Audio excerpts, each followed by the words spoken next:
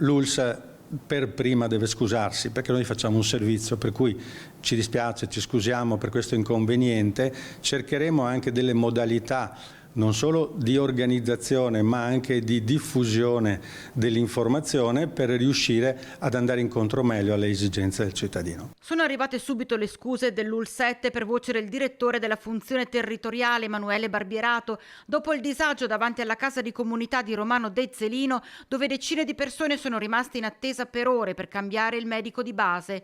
Barbierato ha spiegato come si siano attivati non appena appresa la problematica per cercare di risolvere la situazione. Questa mattina gli sportelli hanno aperto alle ore 8, a partire dalle 9 sono stati potenziati con altri 2 sportellisti fino ad arrivare al massimo possibile, quindi 3 sportellisti.